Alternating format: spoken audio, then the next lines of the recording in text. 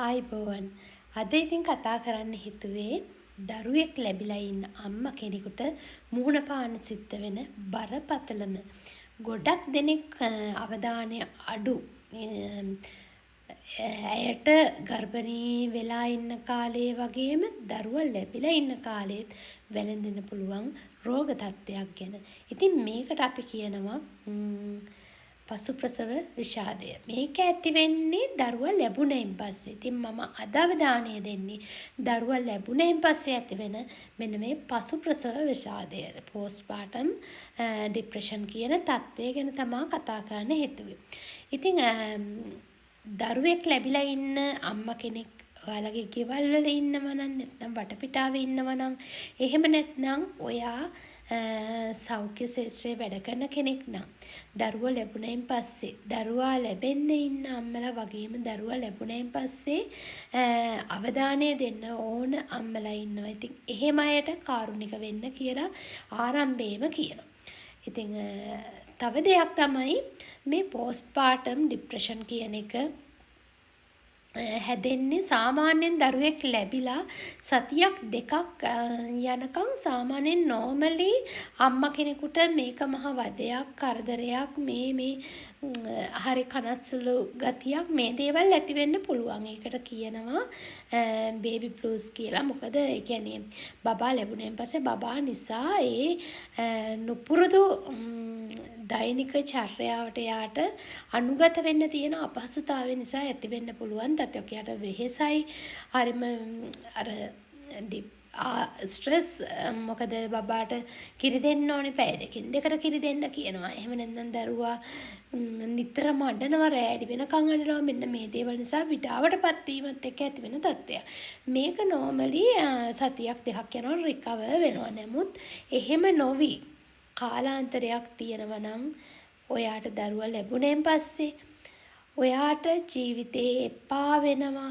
දරුවගෙන් වැඩක් නෑ. මේ දරුවා මහා මේ කරදරකාරයෙක්. එහෙම නැත්නම් කන්න හිතෙන්නේ නැහැ. ඔයාට අනිත් පැත්තට hina වෙලා කතා කරන්න හිතෙන්නේ නැහැ. හැම වෙලේම මුළු ගැන්වෙන්න හිතෙනවා. පිරිසිදු වෙන්න හිතෙන්නේ නැහැ. දොම්මාරු කරන්න හිතෙන්නේ. මෙන්න මේ වගේ තත්ත්වයක් ඔයාට තියෙනවා නම් ඔයාගේ පවුලේ දරුවෙක් ලැබිලා ඉන්න අම්මා කෙනෙකුට මේ තත්ත්වය තියෙනවා නම් වහාම ඒ අම්මට ඔයාගේ උදව් උපකාර අවශ්‍යයි. අම්මා කෙනෙක් විදිහට ඔයාට මෙහෙම සිතුවිලි එනවා නම් ඔයාට මේ වගේ දේවල් දැනෙනවා. ඔයාට මේ ડિප්‍රෙෂන් නැතිවීමේ අවදානමක් තියෙනවා. එතකොට ඔයා දෛනික චර්යාවේ වෙනසක් ඇති කරගන්න ඕනේ. ඒ වගේම ඔයාගේ සැමියාට එහෙම නැත්නම් දෙමාපියෝ හරි පවුලේ වෙනස් සමාජිකයන්ට මේ බව කියලා එයාලගෙන් උදව් ගන්න ඕනේ. ඉතින් විශේෂයෙන්ම මේ දරුවා ලැබිලා ඉන්න අම්මා දැනුවත් කරන්න නෙමෙයි මේ වීඩියෝ එක කරන්නේ.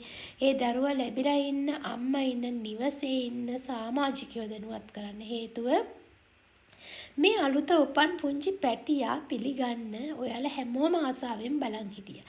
දැන් මේ පැටියා ආවෙන් පස්සේ ඉතින් මේ පැටියව බිහි කරපු ඒ අම්මට ඔයාලගෙන් වෙන්න ඕන යුතුයකම් ටිකක් තියෙනවා. මෙන්න මේ යුතුයකම් ඉෂ්ට කරන්න. ඔයා ඒ දරුවට ආදරේ නම් ඔයාලගේ පවුලේ ඒ අලුත උපන් පැටියට ආදරේ කරනවා නම් ඒ පැටියා බිහි කරපු ඒ පැටියට කිරි දෙන ඒ පැටියා වෙනුවෙන් විඩාවටපත් වෙන මේ ආදරණීය අම්මව ආරක්ෂා කරන්න, එයාට රැකවන්න දෙන්න, එයාට ආදරය දෙන්න, එයා ගැන කෙයා කරන්න. ඉතින් ඒක තමයි අර දරුවගේ මානසික සෞඛ්‍ය සුවතාවය වගේ මේ දරුවගේ වර්ධනයට වට කරන්න පුළුවන් ලොකුම දේ. මොකද මේ කාලේ මව්කිරි වලින් තමයි දරුවා පෝෂණය වෙන්නේ. එහෙනම් ඒ මව්කිරි ලබා දෙන අම්මගේ මානසික සුවය අනිවාර්යෙන්ම තිබිය යුතුයි.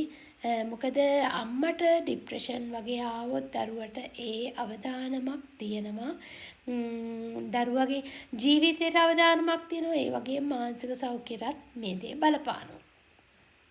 ඉතින් ගෙදර ඉන්න ආච්චි අම්මලා නැන්දම්මලා මේ අය සමහර වෙලාවට කියනවා වෙන්න පුළුවන් ඔයාට කිරි නැද්ද? මේ දරුවා අඬනවා. පව් මේ දරුවා ගැන බලන්න මේ කියලා සමහර වෙලාවට කියනවා. ඉතින් මෙහෙම කියනකොට මේ දරුවා වෙනුවෙන් කාලය වැය කරන දරුවා වෙනුවෙන් විඩාවටපත් වෙලා ඉන්න දරුවා පිහි කරපු අම්මා ගොඩක් අසරණ වෙනවා. ඉතින් ඒ අම්මා ඒ දරුවා කුසේ දරාගෙන ගොඩක් කැපකිරීම කළා ගොඩක් දුක් විඳලා තමයි දරුවා බිහි කරන්නේ.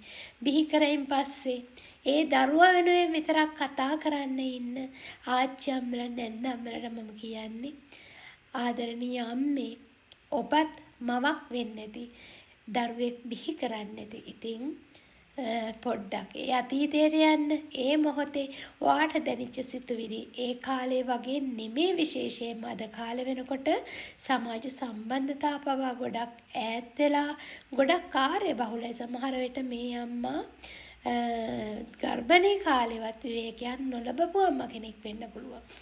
මොකද රැකියාවකට ගිය අම්මා කෙනෙක් වෙන්න පුළුවන්. ඉතින් ඉස්සර කාලේ මේ අම්මලා ආච්චි අම්මලා ගෙදර හිටපු විදිහට නෙමෙයි අද කාලේ දරුවෙක් බිහි කරන අම්මා කෙනෙක් දරුවා කුසේ දරාගෙන සෑහෙන දුක් විඳින්න වෙනවා. ඉතින් එහෙම කෙනෙක් වෙනුවෙන් කාරුණික වෙන්න ඒ තවත් කාන්තාවක් ආදරණීය දරුවෙක් බිහි කරපු ආදරණීය අම්මා කෙනෙක්. ඉතින් ඒ අම්මට කාරුණික වෙලා ඒ අම්මා මේ රෝගී තත්ත්වයෙන් ගලව ගන්න පුළුවන් වෙන ගෙදර සමාජිකයන්ට විශේෂයෙන්ම සැමියා ඔබට ආදරය කරපු බිරිඳ ඔබේ ලේ තමයි ඒ දරුවෙක් බාටපත් වෙලා තියෙන. ඉතින් ඒ ඔබේ දරුවා තමයි ඇය බිහි කරලා තියෙන්නේ. ඇය මහන්සි වෙන්නේ පෝෂණය කරන්නේ මුල් කාලේ මව් කිරි වලින් විතරයි දරුවා වර්ධනය වෙන්නේ. ඉතින් ඒ හැම දෙයක්ම කරන්නේ ආදරණීය ඔබේ බිරිඳ. ඉතින් ඇයට දෙන්න පුළුවන් ආදරය මේ කාලේ තමයි උපරිම ලබා දිය යුතු වෙන්නේ. ඉතින් ඔබේ යුතුයකම නොපිරිහෙලා මේ කාලය තුන ඉෂ්ට කරනවා නම් ආදරණීය දරුවෙක් හොඳ ගුණධර්ම වලින් පිරිපුන් සමාජයට වැඩදායි දෙමාපියන්ට ආදරය කරන පවුලට ආදරය කරන දරුවෙක් බිහි කරන්න බිහි කළා ඉන්නේ අම්මට තවදුරටත් ඒ අවශ්‍ය මානසික සුවතාවය ලබා දීම තුළින් තවදුරටත් ඒ දරුවගේ යහපත් ගුණධර්මත් එක්ක වර්ධනය කරගන්න හැකි වෙනවා. මොකද අම්මගේ මානසික මට්ටම අනිවාර්යයෙන්ම බිහි කරපු දරුවට බලපානවා. ඉතින් ඒක නිසා ඇයට උදව් කරන්න මේ වෙලාවේ ඔබේ උදව් අවශ්‍ය කරනම මොහොත. ඉතින් දරුවෙක් කුසේ දරාගෙන ඉන්නකොට හෝමෝන වෙනස් වෙනවා.